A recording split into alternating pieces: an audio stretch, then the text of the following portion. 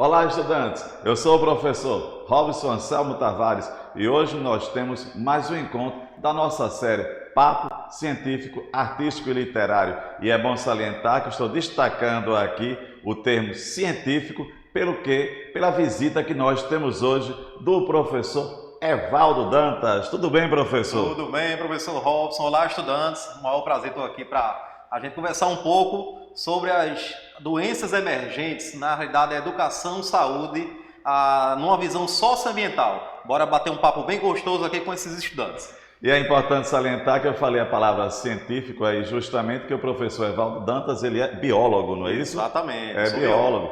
Olha aí, a área de saúde, certo? Justamente o nosso papo procura o quê? Valorizar, mostrar personalidades pernambucanas, certo? Situações de Pernambuco, tanto da área de humanas, exatas, saúde, negócios, etc. Então, é isso aí. Vamos bater um papo sobre saúde. E é importante lembrar que nós estamos aqui tomando todos os cuidados contra a Covid-19. E você aí, estudante, tome em sua casa, não é isso, professor? Exatamente. É melhor manter o isolamento, ter cuidado com a nossa saúde. A Covid ainda está aí, nosso estado de Pernambuco está no mundo inteiro, que é uma pandemia. E é exatamente isso que a gente vai discutir no nosso Papo Científico. E também é importante salientar que nós estamos em setembro. Olha aí também a questão do amarelo, setembro amarelo, também a questão do suicídio, contra o suicídio. Exatamente. Isso aí. A saúde emocional tem que ser trabalhada, tem que ser entendida e também vivenciada de alguma maneira.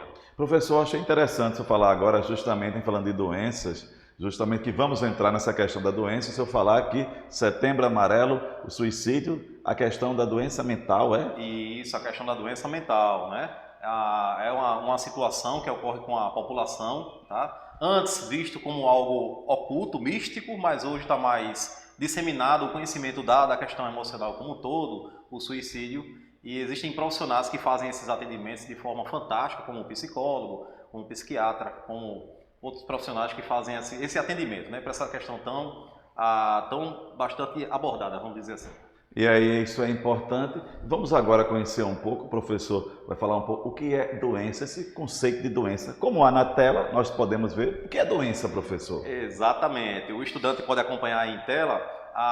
Na realidade, quando existe algo que limita a saúde de um indivíduo, de alguma maneira que seja, isso pode impactar o funcionamento do corpo dele e pode trazer aquilo que a gente chama de doença, tá? A doença pode ser vista, pode ser entendida de diversas maneiras, como uma forma parasitária, ou um tipo de câncer, ou qualquer alteração, tá? Que quebre o funcionamento do corpo de uma forma saudável. Aí a gente pode entender isso como doença de uma maneira mais didática, ao qual no nosso papo artístico literário hoje a gente vai discutir algumas doenças e vamos ter ideia de algumas situações da epidemia, pandemia e doenças bem disseminadas no estado de Pernambuco.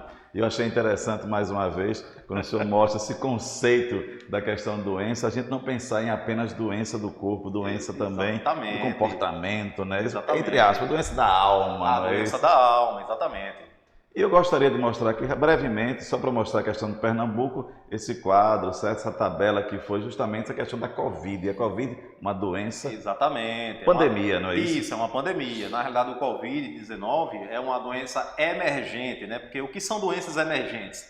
São doenças recentes, né? Que surgiram há pouco tempo e que, por sinal, né, ainda estão em estudo, né? Em descoberta com relação à forma de conduzir a vacina. A vacina hoje para o Covid foi uma maneira, né, que o mundo inteiro descobriu de frear, talvez até um pouco mais, na globalização viral, vamos dizer assim. Ô professor, então a palavra pandemia?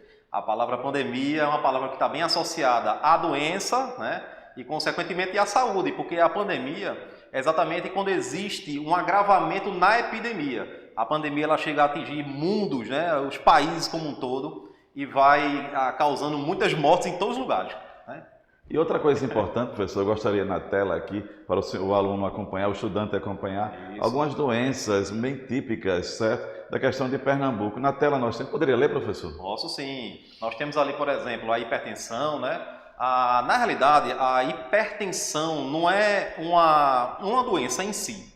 A hipertensão, ela passa a ser um sintoma, um agravamento de alguma doença que o indivíduo ele pode conter, né? Ou seja, Caso o paciente, né, o indivíduo, ele seja cardiopata, pode ser que ele tenha hipertensão. Então a hipertensão passa a ser um sintoma de uma doença já pré-existente nesse indivíduo.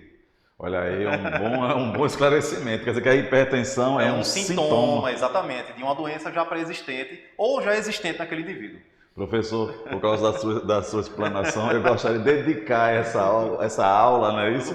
A todos os nossos estudantes da rede pública, particular, todos aqueles que estão nos vendo, certo? Dedicar a esses estudantes que querem adentrar na área de saúde. Então, sejam bem-vindos. Levando em consideração também, já que a gente está falando na hipertensão, né? Que a hipertensão ela passa a ser um sintoma, como eu já adiantei, porém tem um caráter silencioso. Por isso é importante a gente sempre estar verificando a nossa pressão arterial e ter cuidado também com relação à nossa alimentação. E na tela, professor, nós temos aqui essa questão, Pernambuco, né, um estado conhecido para a questão da produção da cana. Exatamente. Nós temos aí, Pernambuco. Né? Exatamente. Nós observamos que, na realidade, isso é uma questão biogeográfica, né? Que a gente vê o pessoal da zona rural, tá? Onde muitas das vezes a população rural ela vem buscar a melhor qualidade de vida na zona urbana, né? A gente pode ver nessa imagem aí. E nessa transição, né, do pessoal da zona rural, da população da zona rural para a zona urbana, existe uma transição, tá certo? Uma mudança de vida, obviamente. Porém, eles podem estar levando doenças para a zona urbana também, tá? Ou simplesmente essas pessoas podem se contaminar com doenças que já existem na zona urbana. A permuta. Exatamente, ou seja, é um processo de contaminação, como a gente pode ver, né? Uma contaminação cruzada, podemos classificar dessa maneira. E nós temos uma outra doença bem comum, é doença? E isso é uma doença. A esquistossomose, também chamada de barriga d'água, é uma parasitose, muito comum em Pernambuco, né? Podemos até classificar a esquistossomose como uma doença endêmica, tá certo? E que, na realidade, ela é adquirida através de banhos, né, em rios e etc. Porque a esquistossomose está bem ligada à presença do caramujo, né? Então, ter cuidado em ambientes. Obviamente que não é todo caramujo que vai ter o parasita. Ele é hospedeiro. Ele é hospedeiro. Diga-se de passagem, o hospedeiro intermediário, né? O hospedeiro definitivo passa a ser o homem da esquistossomose. Então, tenhamos cuidado com essa parasitose endêmica do estado de Pernambuco. Endêmica. Endêmica. Professor, já que está dando aqui uma aula de conhecimento, olha aí a riqueza do nosso papo, esse intercâmbio. Eu que venho da área de humanas, professor que da área de saúde. É um prazer aqui para comentar sobre as doenças para vocês, né? E aqui nós temos mais como o senhor falou na tela ali, a questão de Pernambuco, essa doença, barriga d'água, popularmente chamada, né? Barriga d'água ou xistose, também chamada xistose. Você, estudante, é uma outra palavra bem técnica para esquistossomose, mas é usada na literatura também. Não, é interessante notar justamente que as palavras, né? Essas palavras que são assim, a palavra popular, não é isso? E aquela palavra científica, como o senhor utilizou.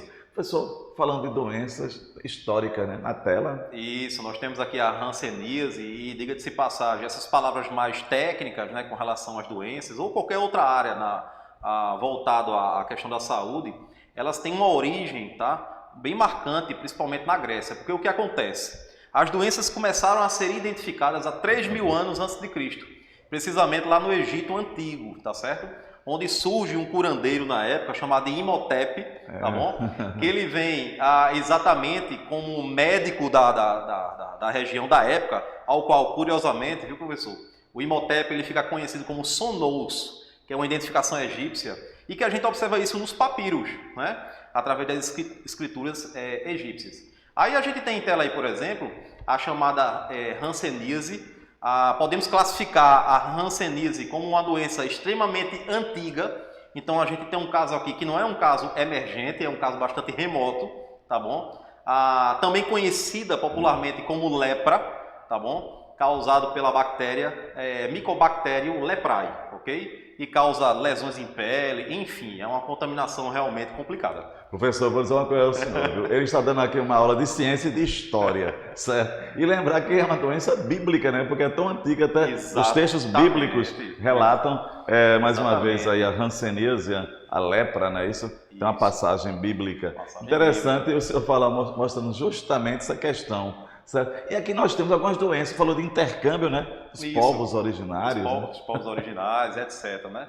ao qual a gente identifica não só na parte histórica em si das doenças, e a gente tem que conhecer, né, que assim, muitas das doenças hoje que são conhecidas a causa, os sintomas, né, a terapêutica e etc e tal, antes no passado elas não eram tão conhecidas assim.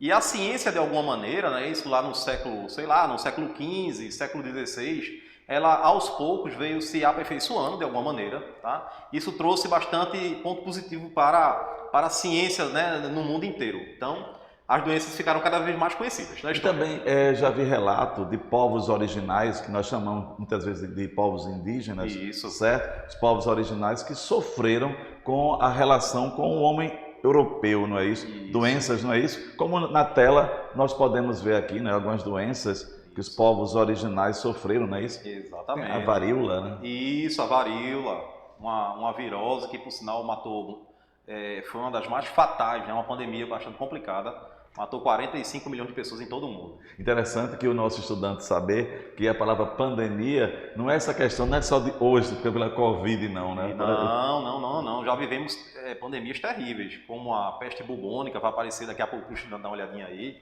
tá? A própria varíola, uma pandemia, a gripe espanhola também representa uma pandemia. Então, a pandemia hoje, feito pelo professor Robson está falando, não é algo recente. Nós temos situações extremamente remotas com relação às questões pandêmicas.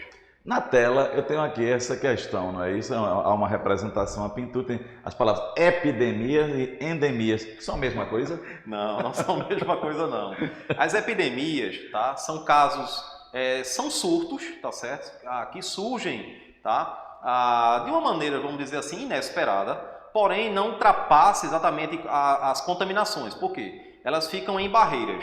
As epidemias ficam mais in loco, vamos chamar assim, em locais mais restritos. Então a gente pode ter uma epidemia num bairro, pode ter uma epidemia numa cidade, uma epidemia num estado. Já as endemias é quando existe já um controle naquelas doenças que já vinham existindo. Ou seja, as endemias, por conta da vacina, por conta dos antibióticos, depende bastante se é uma virose ou uma bacteriose, obviamente, né? Doenças causadas por vírus, doenças causadas por bactérias.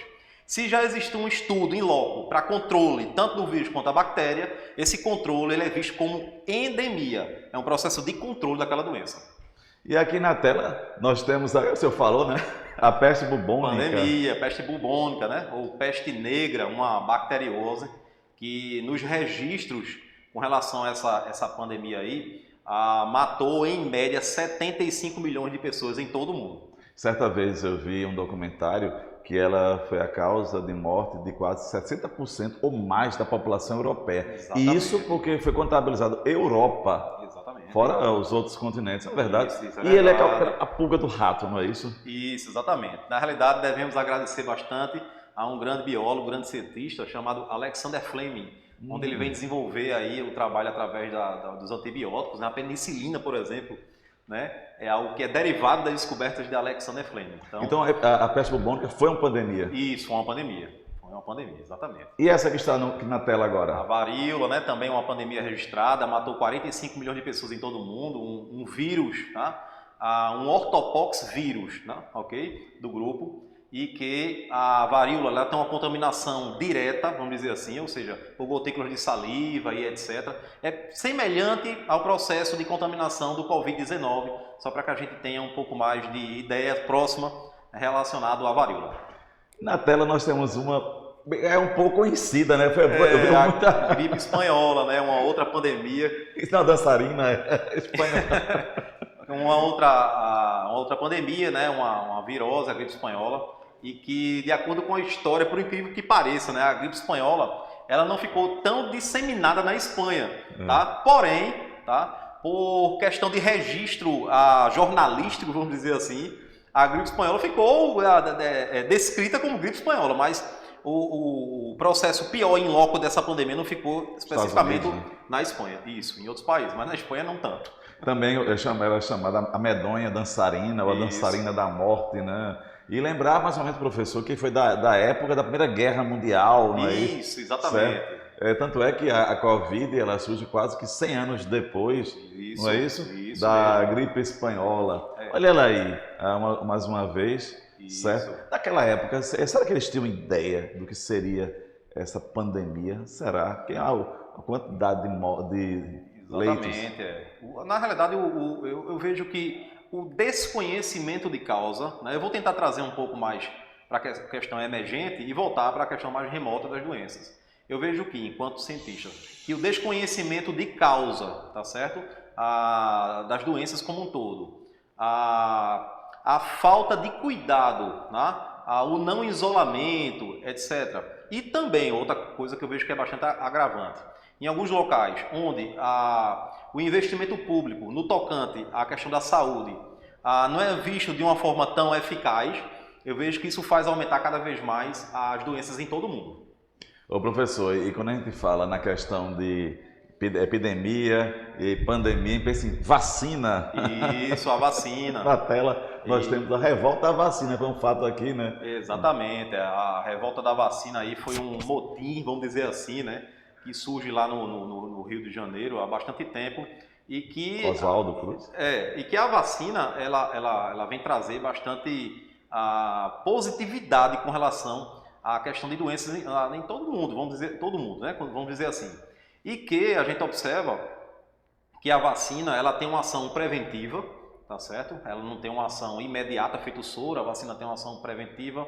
A imunização da vacina ela é ativa e ela tem os antígenos, tá? Que é exatamente algumas vacinas hoje relacionando ao próprio Covid.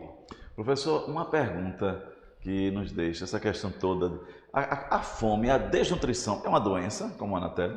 Isso, olha, veja só, a desnutrição é uma situação corriqueira que, infelizmente, né, está bem mais relacionado àqueles que não têm um poder aquisitivo satisfatório, vamos dizer assim, tá? Ou a gente pode ter uma outra ideia com relação à desnutrição, pessoas que têm uma condição de se alimentar bem, porém se alimenta bastante mal, tá? O quê? A gente tem que entender que os alimentos são importantes para manter a nossa imunidade, ok? Por conta de uma vitamina, por conta de um nutriente, por conta de uma proteína ou um aminoácido, isso pode provocar doenças. Aí sim, não é um sintoma, é uma doença. Na tela podemos ver aí a questão da desnutrição. Exatamente. Até uma criança que está com um problema ali de visão. Olha. Isso. Certo? E então, é bom lembrar também para os nossos estudantes que quando a gente fala em vitamina e em mineral, isso tem que ser, obviamente, ingerido de forma equilibrada, tá? Porque não é só a escassez do nutriente, mas também o excesso dele pode levar também a uma doença. Quer dizer que eu não posso sair por aí comprando vitaminas. Não pode não. Então existe um limite para a vitamina C, por exemplo, para o magnésio, né? Para qualquer tipo de substância que cause benefício para nosso corpo, ele tem que ser limitado.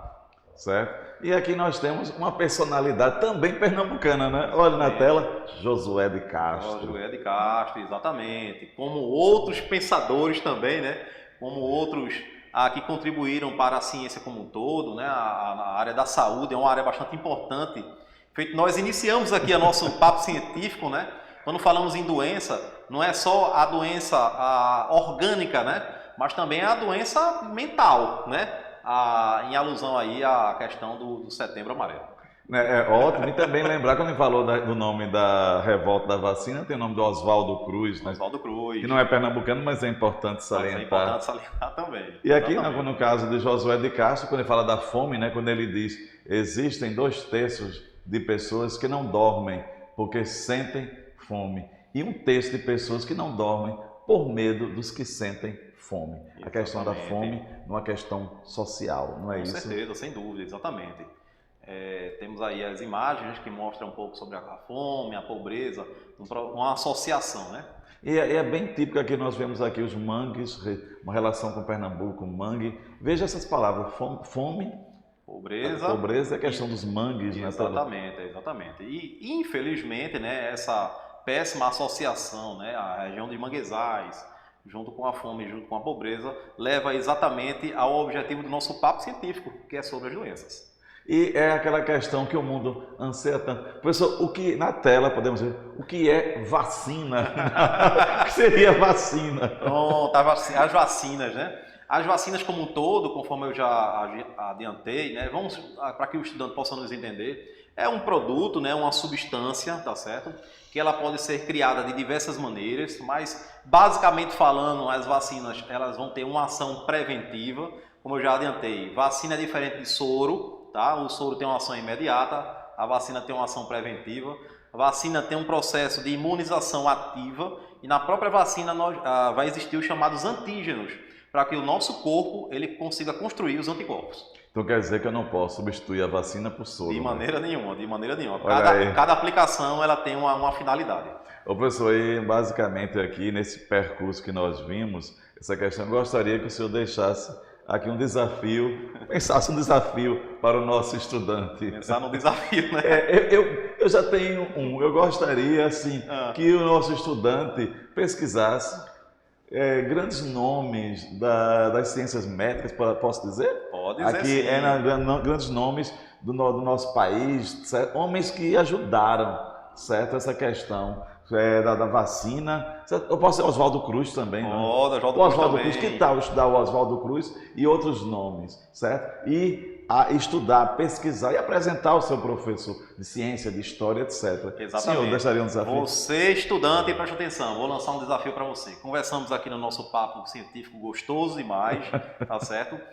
Falamos aqui um pouco sobre as doenças emergentes, doenças que não são emergentes. Vimos um pouco sobre epidemia, endemia, pandemia. Estamos aqui na vacina e vou lançar um desafio para você.